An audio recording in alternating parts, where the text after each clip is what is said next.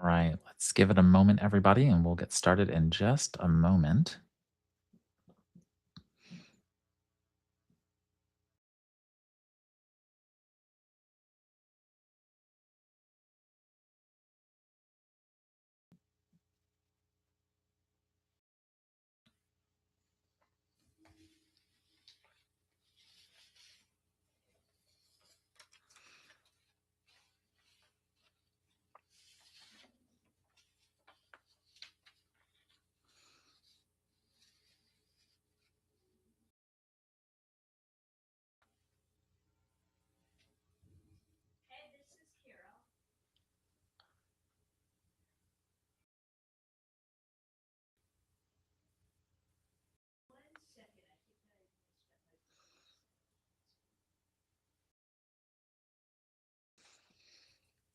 All right, let's see what's going on here. Having a little bit of a tech issue here, so bear with me.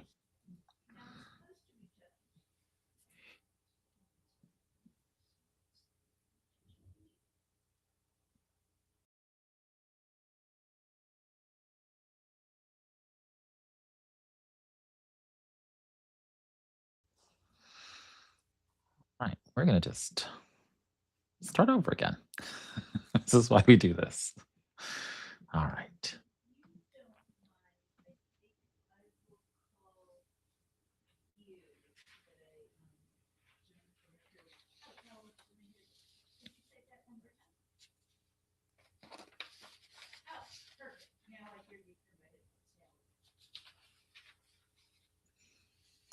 All right. Hello, everybody, to Podcasting for Small Business. I'm Ray Sidney-Smith, and this is Steve Orr. Hi, Steve. Hello. How's it going? This is our companion podcast to our new book, Podcasting for Small Business. And in the last episode, we really talked about podcasting as a content hub, how we can use it really as a strategic anchor in our overall digital marketing. And today, we wanted to talk a little bit about chapter 3, some of the behind the scenes stuff, some of the background discussions that Steve and I had, and really cover show programming, really the crux of programming your show, also the title. And so let's start with a little bit about what chapter 3 is about. Steve, do you want to kind of help folks through what the brief overview of chapter 3 is about? So basically, as you said, Ray, it is really talking about the programming of your show, and for us, that includes the format, the content, and the length of your show. And bundled into all of that is kind of the consistency, being there every week, every other week, every month, whatever it is that you are going to be doing with your show, but just maintaining that consistency. You bundle all those together, and that pretty much will cover chapter 3 in our book. Yeah, fantastic. And so I'm curious from you, kind of your recollection of our discussion and kind of what prompted us to devote an entire chapter to programming your show. I come from a radio background and some television, and as you know, and there is structure which helps make things flow more smoothly. You're much more organized with what your show is going to look like. And when we were having the discussions about this, I felt very strongly that you really cannot have a show that is going to be consistently reaching the goals that you want your show to reach with your audience without having some kind of structure. Now, I'm not saying the exact same structure that you would if you were on the radio or television, because you as a podcaster, you're pretty much your own producer, and there are so many different ways that you can do things which you don't always have with radio or television. And I come from a radio news background, the radio network, where everything was incredibly structured. You as a podcaster, I want to make that clear. You don't need to. I'm sorry, I hit the microphone. But you don't need to say, oh, it has to be second by second, this and that. but there is a way that structure can help with your form of your show and make it a more consistently um, interesting experience for your listeners. Yeah, I think kind of the same thing. I mean, I when I was teaching podcasting for small business as the seminar and workshop for folks, I think a lot of folks struggled with how they were going to show up each and every episode.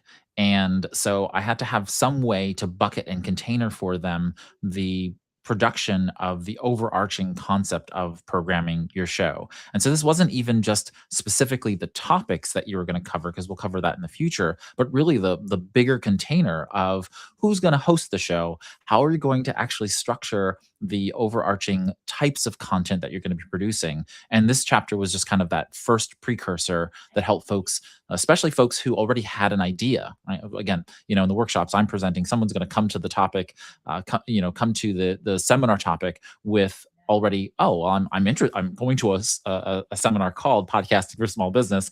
I'm a business owner. I'm already thinking about perhaps a show topic, and so I wanted to be able to get ahead of them, in terms of those folks who came to the show, came to the seminar, that is, with the topic already in mind, and kind of back them up. And then when, to do some of that infrastructure stuff, and then folks who already, wanted to launch a podcast but didn't have the show yet, then they could come, and after we got through this element, they would get to the next point, which we discuss in the next chapter and chapters after that, of the actual content, the actual, topical piece, the categories and topical piece of the show itself.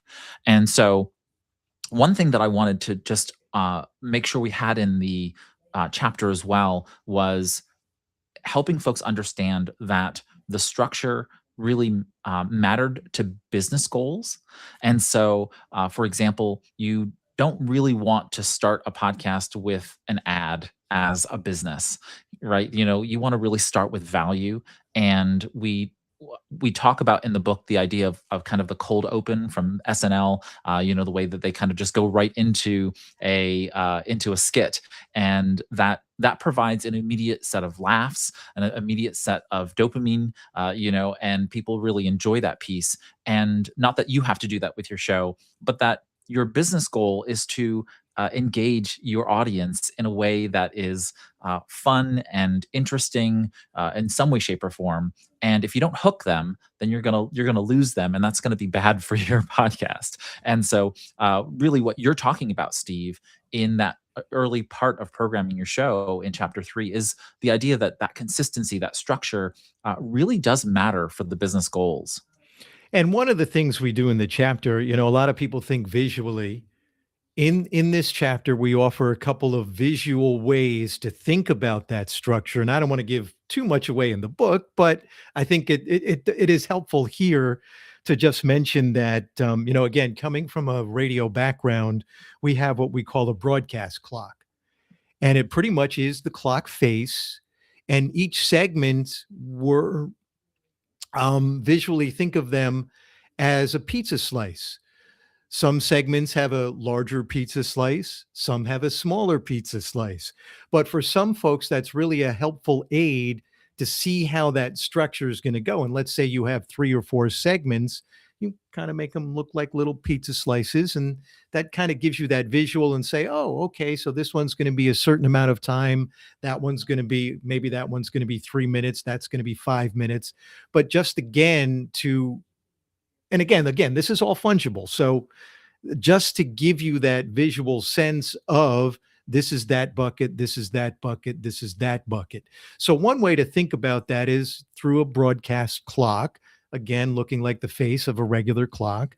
Another way is to think of it as just a timeline and break it up. You have timeline like that. Each segment looks like this, different little segments. Um, so you have a horizontal line and then you have a vertical line for those segments. And that's just, again, to help you visualize that structure, which ultimately I think makes it easier for you to think about. Yeah, I think the visuals in the book are something that, behind the scenes, when we discussed it, I thought it was superfluous. I really did. I Oh, was we like, had a "What is lot of Steve?" discussions about this. Yes. I thought, what is Steve talking about? But because I didn't have a radio background, right? And so not having that kind of experience really just meant that I always thought about the podcast in kind of a linear outline, written linear outline structure.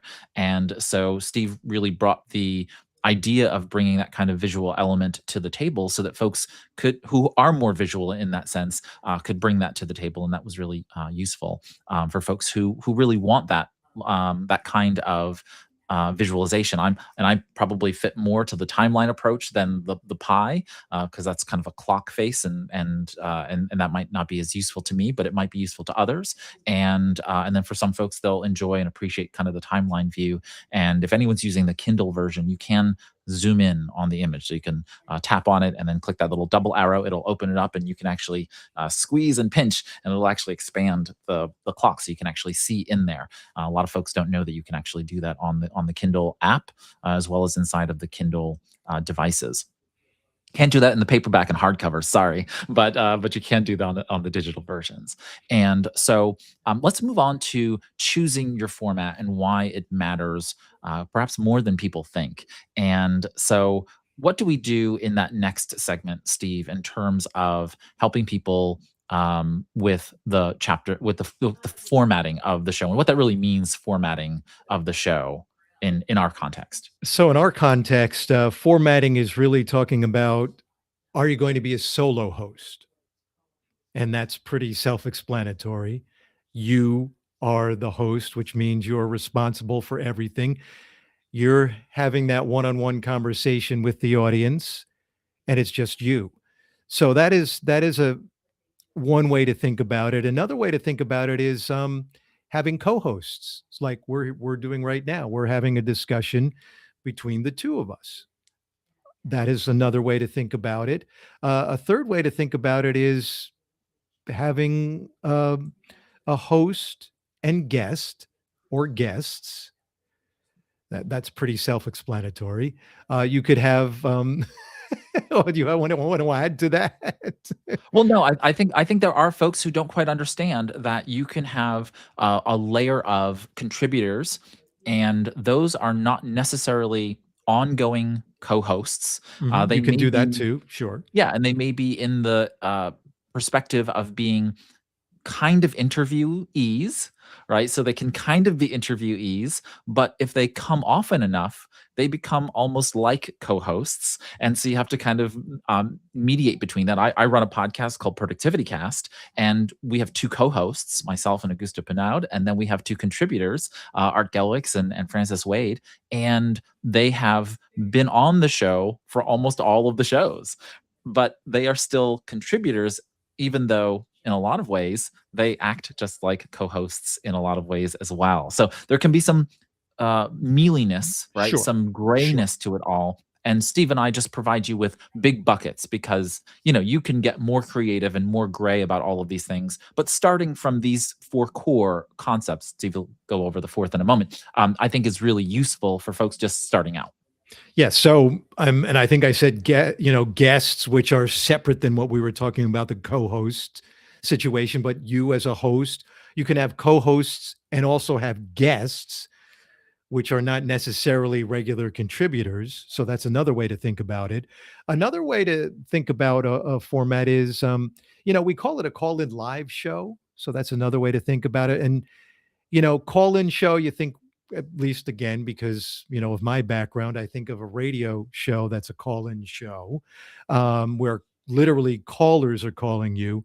But in our context, call-in could be those who are submitting questions via social media or another method. They're not necessarily calling in. They could be a live show, which is, taping a show in front of an audience, perhaps at, if you're a restaurant and you have your own podcast at your restaurant, or you go on the road and bring your show on the road if you're a small business and have an audience in your in the taping of your show and allow them to ask questions as part of the show, and you're taping all that, and that becomes an episode. So that's another way to think of how you can do your show. And there are other ways, and this, I want to bring this up too, because this is, we have these like general main buckets, but one of the things we did not do, we didn't talk about a narrative podcast, and we didn't put that in the book. And Ray, let's talk about that a little bit. One reason for in your mind, why did we not have a narrative podcast? And if I'll let you explain that as well, but why we did not use that. Sure. Most business owners are not going to have a strong sense of narrative around their brand, and so it's just something that most business owners are not going to do. It also is very difficult. You have to kind of flex those creative chops. And as any private conversation with Steve and I tends to have, I will say, Steve, you've got to be creative. I'm not that. I'm a problem solver, so I have creative capabilities. I'm sure that I'm creative in some other senses, but when it comes to podcasting, it's just not going to be my primary vehicle for being able to do that kind of creative work. Maybe it is. I just, for some reason, I lean into that. I lean away from that in that sense. But anyway, most business owners are not going to focus themselves on a narrative podcast because it does require quite a bit more work. Typically scripting, typically lots of interviews with other folks. And think of any NPR piece or other kind of public radio piece where you've heard multiple people, multiple different kinds of recording environments, and those things spliced together. So there's quite a bit of post production that is required even after that. That brings it into that space. Yeah, it's kind of like a mini documentary. Like think of if you're watching television and you're watching a documentary with a lot of different voices, a lot of different locations, or whatever it is, think of that as pretty much a narrative podcast, or could be audio, could be video, obviously with the changing nature of podcasts, but we are focused on audio. So think of it as an audio documentary. Mhm. Yeah, and I think most businesses just don't have the time, energy, or resources and desire really to do that kind of narrative style podcasting. If you do, great, good on you. I fully support every kind of podcast to be done, but the ultimate goal here is to be practical, affordable, and really useful to your audience. And I think that an ongoing serial podcast, it just tends to lend toward these other four formats instead of a narrative style. And you And I would mentioned I was just going to go say, ahead. you mentioned practicality, and that means a lot. And that also has a lot to do with, are you going to be a solo host? Are you going to have a co-host situation? Are you going to have a host and guests, and so on, so on? The practicality matters a lot for your business. Absolutely. I was going to say almost the same exact thing, Steve. And that, many times choosing this format, I don't know that we get so far into the weeds here with this. And I think this is why we're doing this companion podcast, which is that the amount of energy you bring to the table really makes a difference to the podcast's quality. And so, how do I say this delicately?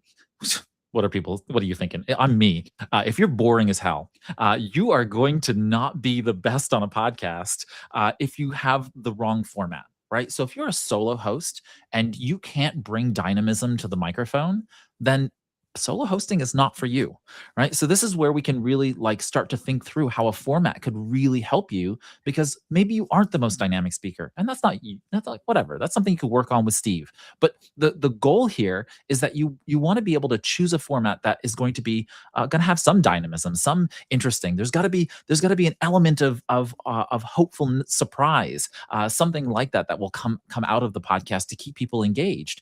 And if you're not energetic at times, I'm not always going to be super energetic throughout an entire podcast. Like I'm not on speed, but I know how to bring dynamism to the microphone, and I'm comfortable with that. Not everybody is. And so maybe having a co-host who can kind of interject and bring up things and, help play off a little bit of banter to make some jokes. Those are things that help to keep the podcast lively and moving along. And that means maybe having some guests. The element of surprise with call-in guests or live show allows for that. And that's why we're doing this live, right? There's going to be mistakes. There's going to be little technical glitches. There's going to be all that stuff. It's fine, whatever. We'll fix it in post, right? But when people join, you want them to be able to feel like they're following the stream not struggling against it, right? You should be feel they should feel flowing with the current, not against it. Different than reading the book, by the way.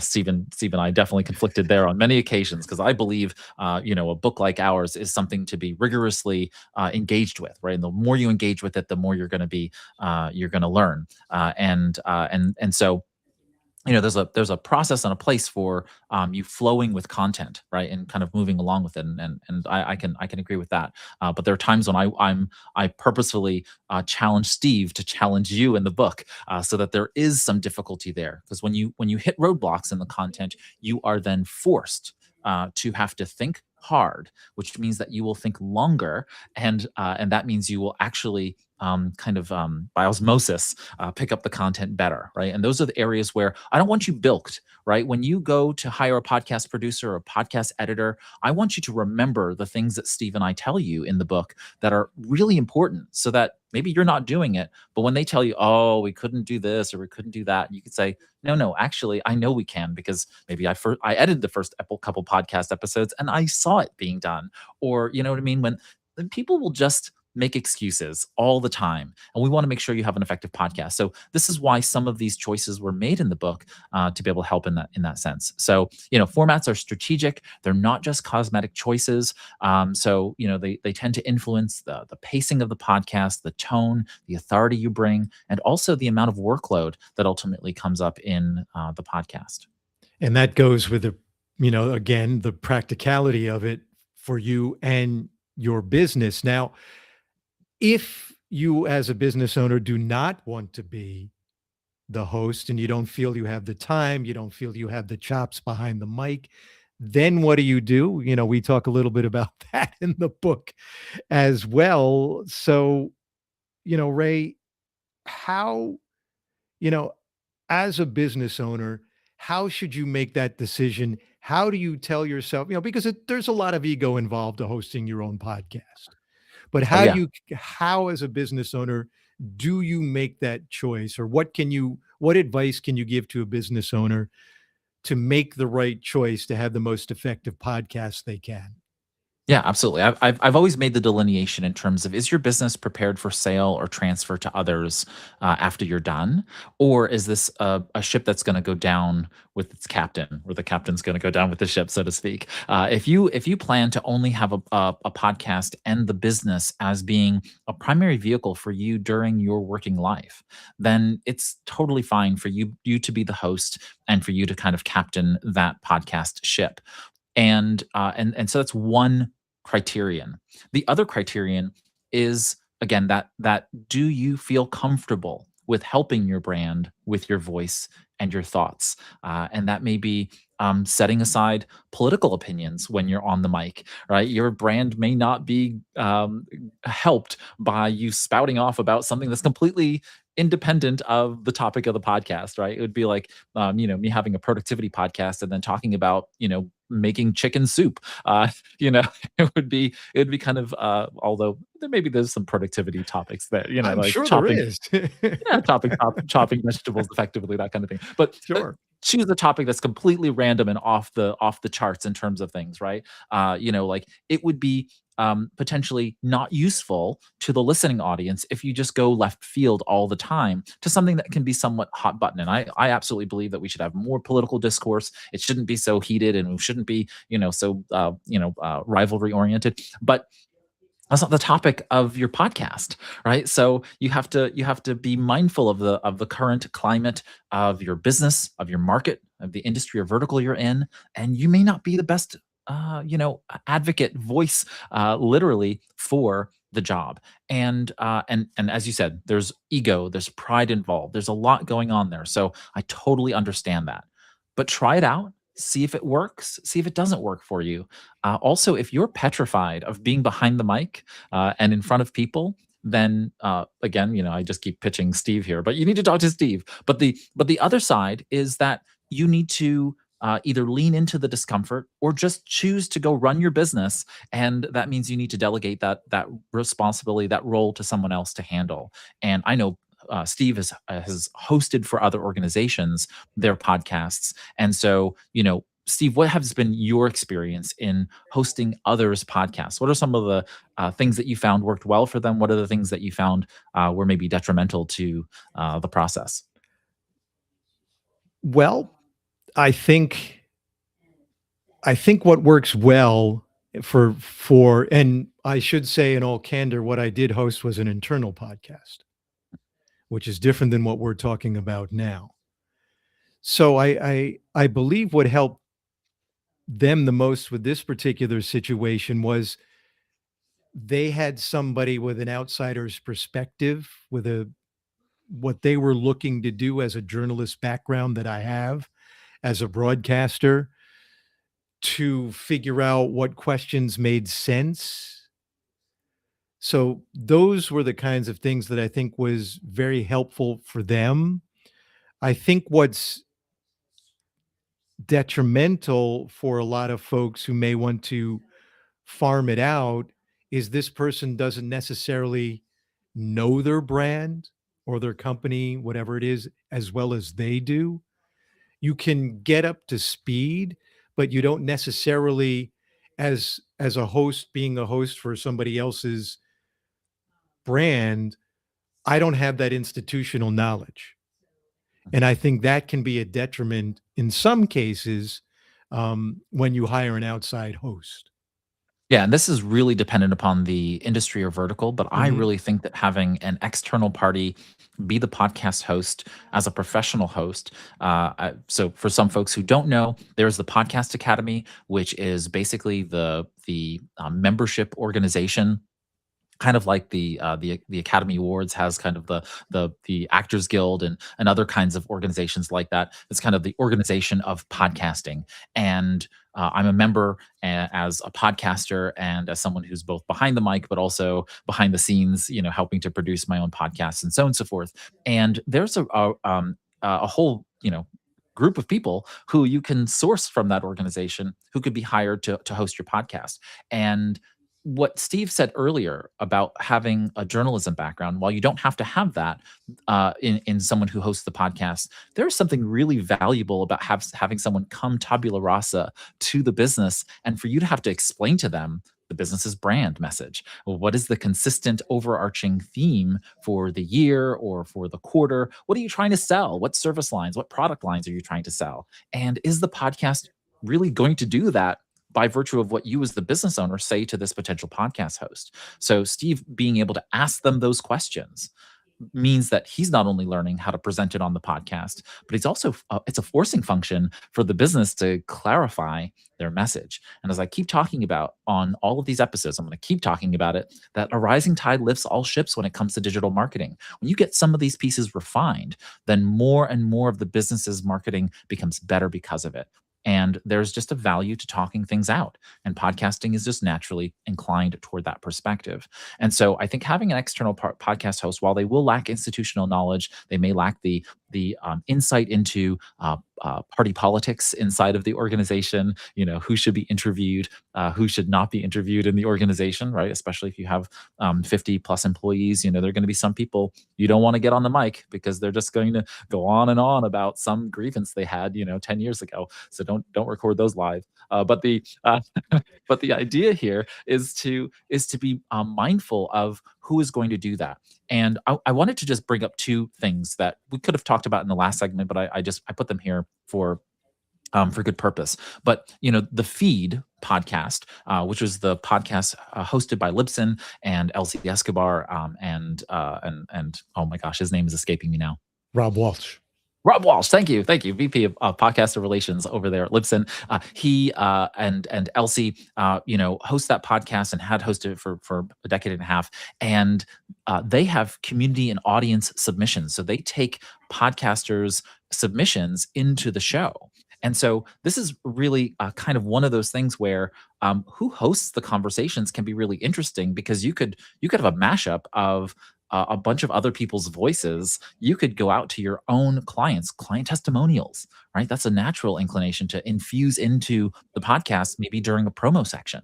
So you have these natural persuasion opportunities that fit outside of the value stream, but are still giving you a form of brand message by them telling you that. The other thing we didn't talk about, and we say that right up front in the book, is talking about pod guides. So pod guides is using a particular file format, an AAC format.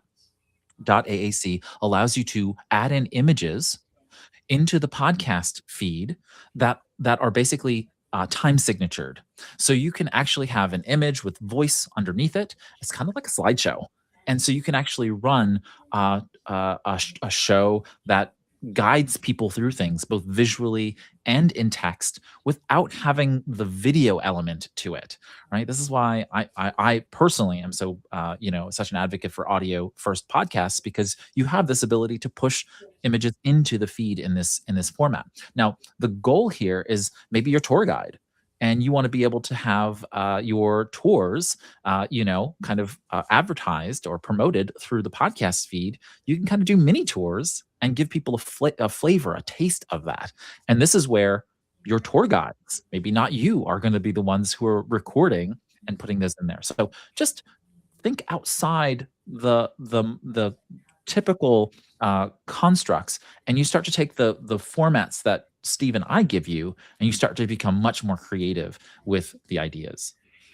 And that you mentioned the tour guide. Museums do that. I mean, that's something that museums do. But to your point, a lot of businesses may not be thinking that way. And there are many ways to do that with the content that you might have. Let me give you just a quick example. I think I may have been talking about lawnmowers in last episode. Well, you could do that with lawnmowers. Let's say you're talking about lawnmower design in your podcast. Well, you could show different parts of the lawnmower as part of your audio podcast, yet you have that visual and you show different lawnmowers.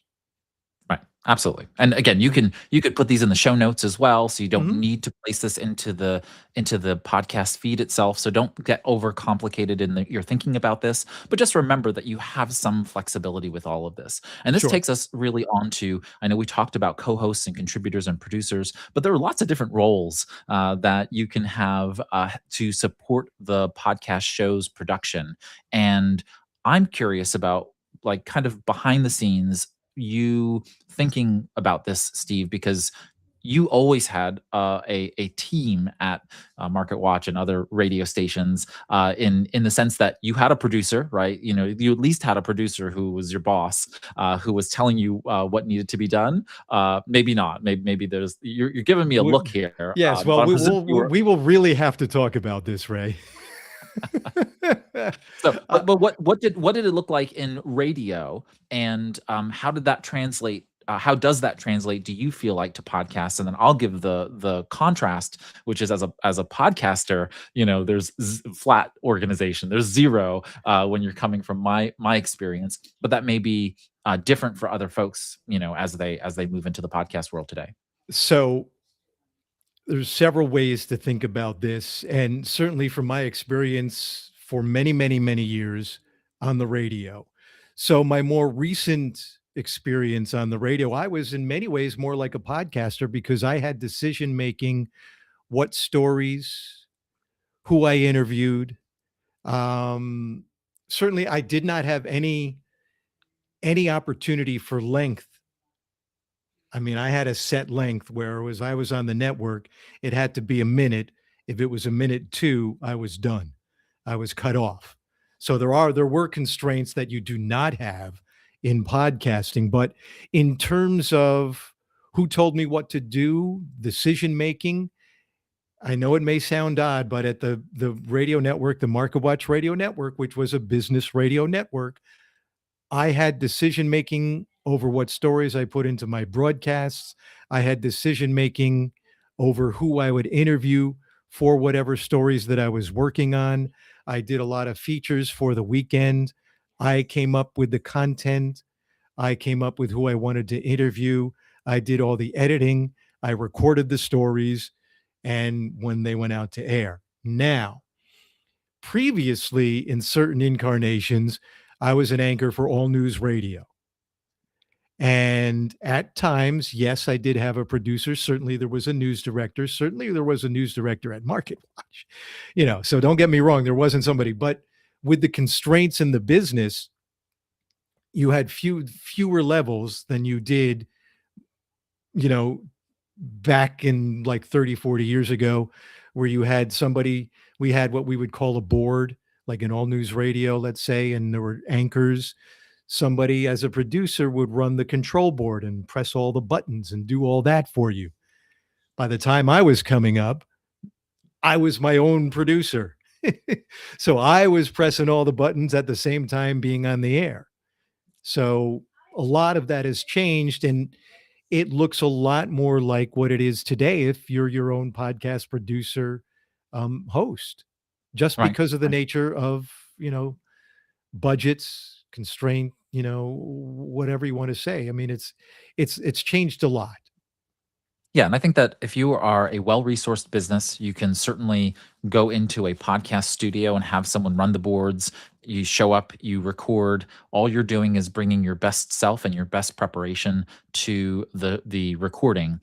For most of us, I think that the idea of doing kind of all of the work of setting up your own studio, whatever that looks like, we'll talk about that in a few chapters, and straight through the idea of you directing, producing, and post producing the show, you're you're everything. And I started that way, and so I'm very comfortable with that, which is why I think that the book has all of this kind of technical element to it, because I feel like it's just really important for you to know, even if you don't do it. And the goal is that even if you have to do it because you don't have the resourcing, then you are going to be able to do it by looking at the book and just following the instructions. Right? It's going to get you 95% of the way there, and then you can ask Google or or one of the other search engines for an answer to it from there. And even I'm sure you could go to generative AI and start asking it questions on how to overcome some of these issues, and it'll be able to help you. So the goal here is to really think through how you're going to practically make sure you're getting through these pieces. One of the things, and I just want to touch on this and we'll move on, which is that as you are thinking about co-hosts, contributors, and producers, there's just like any other staff member, there's a hiring and firing process. There's going to be conflict involved in all of these things, and conflict is healthy. I mean, I approach conflict from a very healthy perspective. I'm like, let's just get it out of the way. We've had And quite a bit so of that over the book. Yes. of course, yeah, and I again, I think it's fully healthy. I Mhm, respect Steve, ultimately, and so all of the conflict getting to things is, I think, a healthy process. It gets it out in the air. I came mhm, from a family where we're very open and honest with our disinterest and our struggles and frustration with things, and so it's just something that I feel like is very healthy to approach. Not everybody is like that. Not everybody's going to deal with conflict the same ways. And I'm not saying that I'm the most healthy dealer with conflict myself. I feel like it's healthier, at least, to lean into it than not. And so you need to figure out how to deal with that. For example, you might get stuck with a podcast host that you don't want to be on your podcast anymore. But because you started with them, now you have them and you're stuck there. It's not something we covered in the book because there's only so much we could have covered in the book. But recognize that you will need to potentially fire a podcast host at some point, and say, like, we're going to go our separate ways. And that also means you need to have pre-discussed what happens to the content of that podcast, who keeps the podcast if you quote unquote break up, right? And all of that kind of stuff. So there's some mealiness and some details here that you probably want to figure out. And you might have contributors, you might have a producer who's helping promote the podcast and do all of those things, and they have a lot invested. And then if you don't want to work with them anymore, there's going to be some potentially hurt feelings. So this is something to consider in what's going on throughout those cases. Podcast co-hosts die. They themselves may go out of business. If you have, say, two affinity businesses, say you're a yoga instructor and you have another yoga instructor or a Pilates instructor, you do a health and wellness podcast in your local region. One of them passes away, one of them goes out of business. Now all of a sudden you're kind of left to do the rest by yourself, and you may need to replace a podcast host because you just don't feel like you could do it by yourself. When I first started I started my first business, I knew I couldn't do it by myself, and so I needed a business partner in order to do that. And so it was a natural, kind of desire to be able to fill that gap when you lose a business partner or you buy a business partner out of that kind of thing. So you have to know yourself and know what you're going to want in the podcast, and the goals for the podcast need to be primacy when you're making those values choices. And then you need to think about yourself, and that becomes a values choice. So just wanted to let folks know that these are things we thought about. We didn't necessarily put them in the book because it's supposed to be essential blueprint, not the vast and all-knowing tome of podcasting. But these are things you should definitely be thinking about when it comes to the start of the podcast. And this is why in the introduction we also put that Creative Commons podcasting legal guide, a link to it, so that you can read through it and just get used to some of the trademark and copyright issues and that kind of thing, so that you can know what to address when it comes to these kinds of continuity issues, when it comes to the podcast. Just like business continuity, we want to think about the podcast continuity as well. Let's dive into the show length and frequency, Steve. We had a lot that we could say in this section. We chose not to, and so I'm really curious your kind of high level thoughts on length of show and the cadence of the show and its structure. That goes back to the time you have as a business owner to devote to this. So if you are a business owner who wants to do a solo podcast, in terms of a time for that particular podcast, I would always say the shorter, the better, because you're just not necessarily going to have the time commitment to do a longer show that you could with a co-host who may have some of the responsibilities, or with guests who come on and they're going to take up a lot of the conversation, which saves you from doing a lot of that. But we say quite often in the book that there's no right answer to how long a podcast can be. It's however long it is that it remains entertaining, whatever. As long as it should be as long as it needs to be, if Right. that makes any sense. And I'm probably not describing it well right here, but and I don't think there's a right answer, because we know there's podcasts that go for hours. You had your podcast, what was it, 2 minutes? Yeah, Was my your first was your podcast was was the productivity podcast in 2 minutes or less, Yes, even less. I less. frequently made it less than 2 minutes, but I had to edit down until it got to under 2 minutes, just kind of like your 1 minute podcast. But I will note here, just like a little underscore of what you're saying here, is that podcasts can be of any length. I think that as long as there's voice and value, then the podcast should be as long as possible, because the more time people spend with you, the more of that parasocial relationship develops. More of that time with you becomes trust, getting to know you, and that level of persuasion you have over them. So kind of like on a website, we have a concept called dwell time. Dwell time is the amount of time someone spends on a website, and that increases their desire to purchase, what we call purchase intent. It increases with dwell time. And the same thing happens in the podcast environment. The longer someone's listening to you, the more likely they are to be persuaded by you. And so you want to kind of keep that in mind, but not with drivel, right? You're not going to No, just it keep has them to be on. compelling, and that's the word that I was searching for before, that I was having trouble pulling out, but it has to be compelling. Well, good. I'm glad I filled the air so you could come up with the word. Yeah, but, and that's why in many ways, getting back to, that what I was first saying about a podcast owner that wants to host the show, or have a host, and it's just a solo podcast, chances of that being compelling over an hour are, in my mind, are a lot less than it being compelling for 10 minutes.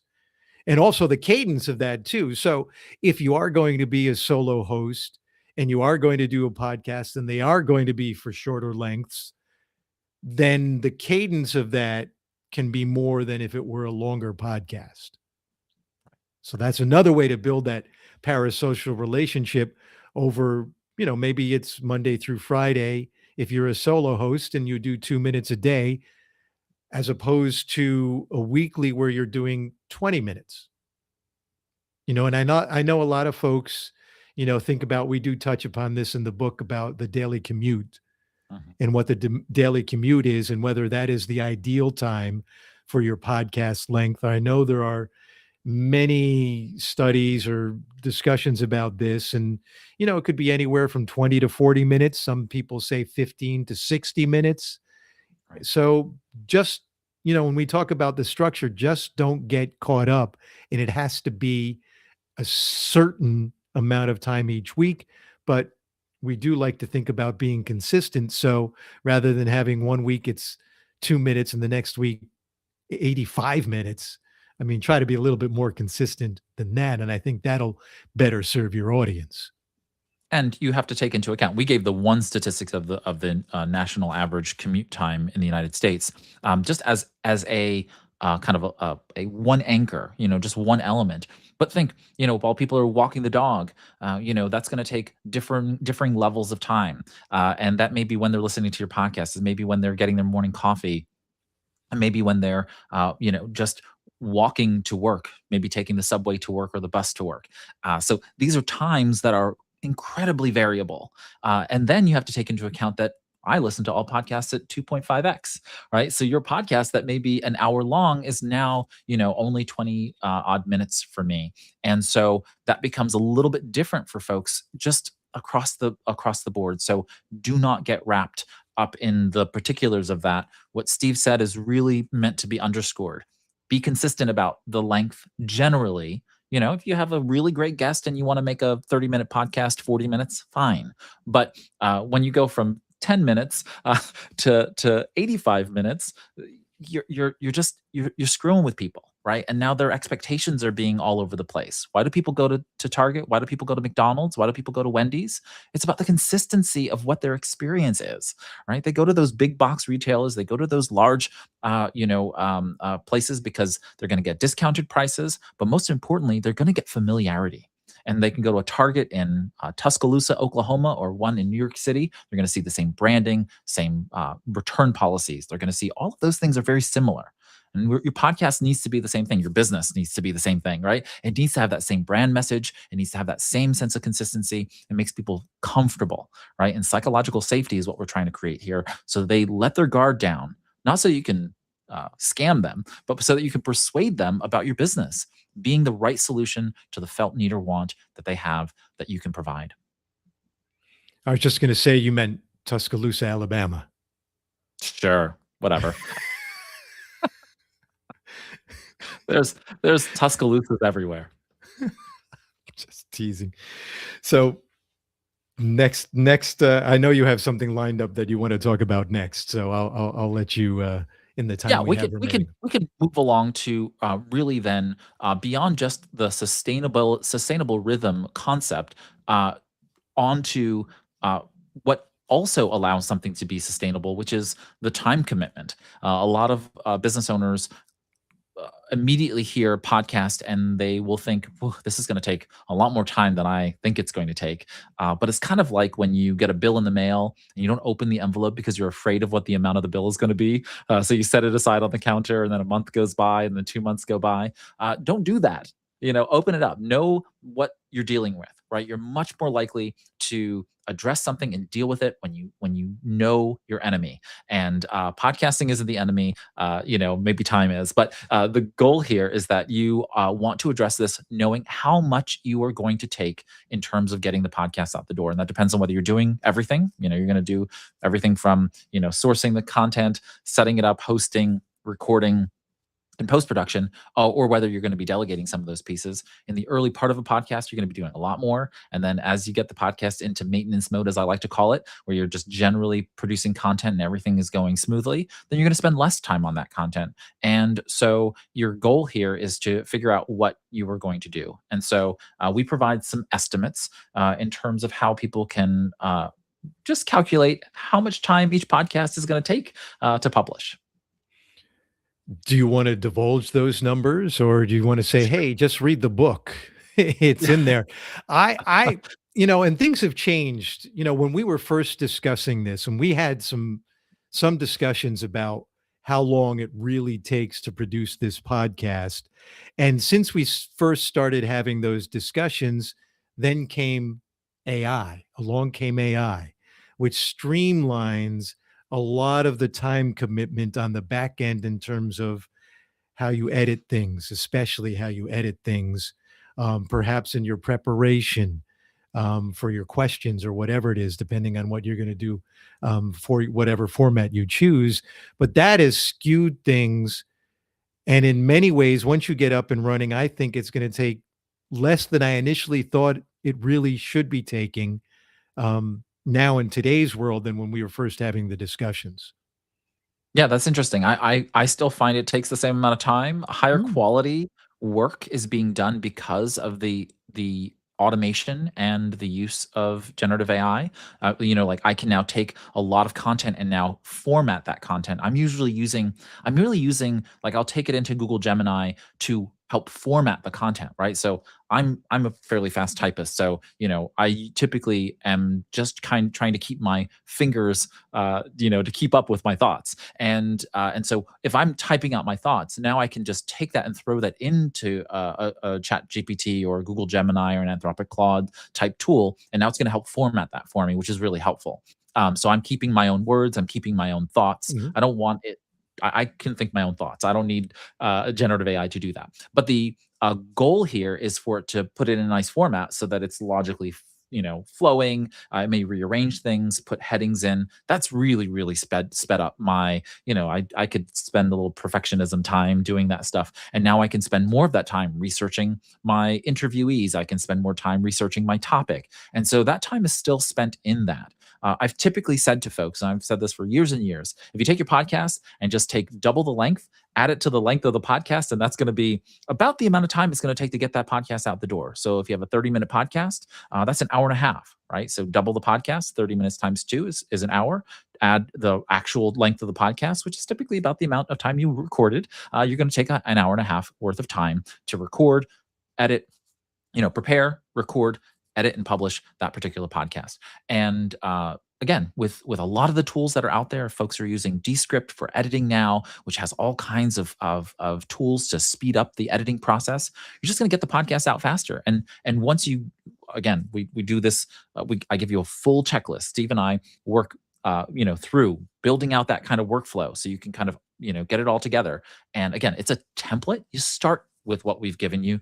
It's not an edict for exactly what you need to do, but at least you're starting off with a good starting point. You can download it from the resources library once I upload it.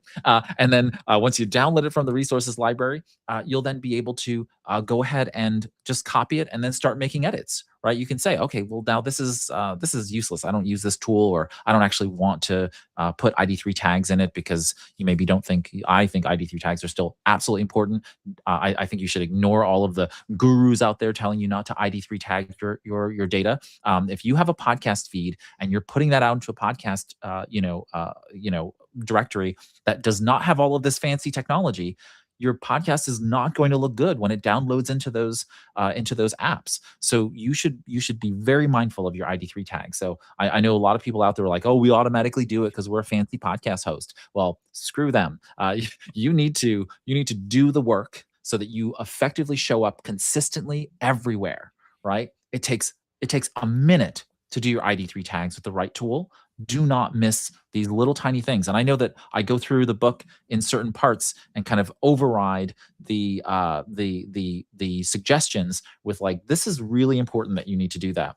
And Steve and I are doing that because we want to make sure that these little particular things, they make a big difference, especially to Google and the search engines, right? And if we're really trying to be seen well in the search engines, we want to make sure that you're seen well. And I wasn't sure if you were going to save ID3 tags for a later chapter when we talk We'll talk more about about it the again. difference. It's But my yeah, soapbox. yes, I know you like your soapboxes, but you mentioned the script. I actually used it to help my wife on a video project recently, and boy, did it speed things up. Yeah, Yeah, because you it's a can edit. One thing, if people don't know, we're going to talk about this later too, but just real quickly, you can edit using text because it You upload your audio or video, gives you the transcription, you can edit right off of the text. Right, right. And so just to close out this segment, we'll get on to our last before we close out. But the goal here is to really think about the fact that we might give you these estimates, but remember that there are all kinds of things that are going to Oh, yeah. expand the length of editing. You might have missed interview scheduling, where you schedule an interview, that person doesn't show up, and then they have to reschedule and reschedule. So those things might delay a podcast. So you may have to move a podcast episode around to accommodate those kinds of schedules, especially if you have a big name that you're bringing onto the podcast. You want to schedule those as early as possible, because there may be multiple missteps along the way and you want to still hit your scheduling. And there's also kind of the emotional tax. For some people, there is an emotional labor associated with birthing the podcast. And every single one of those just leads to a little bit of burnout. So there needs to be a sense of getting yourself, rejuvenated, right? So you can kind of rebuild that emotional, spiritual energy to bring back to the podcast at some point. So maybe taking some time off, record episodes up front, take a little time off, record more episodes, take a little time off. You got to figure those things out. This should be thought about now in the podcasting process, so you don't pod fade as much as I have in all of it, right? I'm very open about the fact that I was producing Pod for many years, 118 episodes of the podcast, and I stopped because I'd spent, I don't know, countless hours, not countless. I think I pretty much track all of my time, so I can go back and tell you exactly how much time I spent on preparing for those last couple of episodes, and it was not worth the production. I put out a 2-minute episode on something that I had spent, dozens of hours. I probably spent 20 plus hours watching documentaries and reading books and so on and so forth. Put out a 2-minute episode and I was done. And I was like, oh, this is not worth it. I don't care if there are 4,000, 5,000 people listening to me a day. It is just not worth my time. And so I quit. I quit completely. Right. And you don't want that to happen. I don't want that to happen to you. And so, I have endeavored to step back into Pod, um, but not everybody will, right? And not everybody's gonna get back on that horse. So learn from our mistakes. Learn from specifically my mistakes. In not wanting to do that. There's going to be momentum loss. You're going to have all kinds of batching challenges, right? There's going to be technological challenges. This technology is constantly changing, right? So you might get a really good workflow going with one generative AI tool, and then it's gonna change models, and then all of a sudden your work product is going to be different. Then you have to change. So be mindful that these things are not elements that we kind of go into in the book, but they're definitely things you need to consider up And you front. and you mentioned batching. That's one thing we didn't really talk a lot about, but in terms of batching, have a bunch of podcasts done before you actually start releasing. If you go week to week, or you're gonna run into trouble.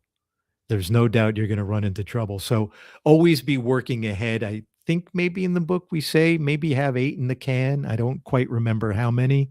And that can vary also depending on your release schedule, but don't try to do it week by week or every 2 weeks and say, "Oh, this is now I'm gonna devote my time to this now."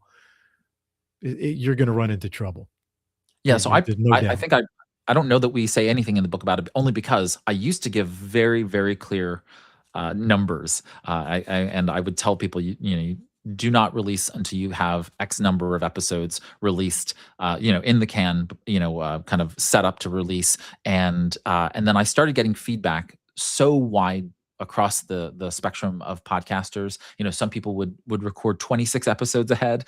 Some people would record 2, and what I've generally recommended is that if you are a seasonal podcast, you want to record at least half the season before releasing your first. If you are doing 10 episodes at a time, just being 2.5 months ahead of schedule, if you're releasing a weekly episode, that does not allow you to be nimble enough in the face of changing trends. And so just be mindful of the fact that if you record an episode, 8 weeks is a long time, that something really big could happen. And if you schedule something, right?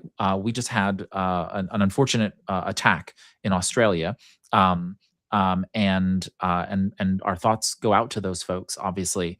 But if you all of a sudden had something that mentioned that location and it was really happy-go-lucky and that kind of thing, and all of a sudden you've scheduled it. It's out of mind because you did that. Now that episode goes out and it really looks bad on you as a business, because it sounds and looks insensitive, and so I'm very mindful of the fact that you need that kind of recency of your publishing so that you keep that in mind. So roughly about 8 to 10 weeks, I think, is a good amount of time for you to be ahead of schedule in terms of having recorded, edited, and ready to produce. But just pay attention to what is going on out there. There's a lot of minefields, landmines, whatever, that you can step on, enter into, and you want to make sure that you are staying, aware of those things so you don't step in it when the time comes. So be ahead, as Steve said. I think that's absolutely true. You want to be at least a few episodes ahead of the recording. I think a month to a little bit more than a month is a nice buffer, because then kids can get sick. You can take a vacation. All of those things are going to be fine. Have the plan, right? You can have a year plan ahead, right?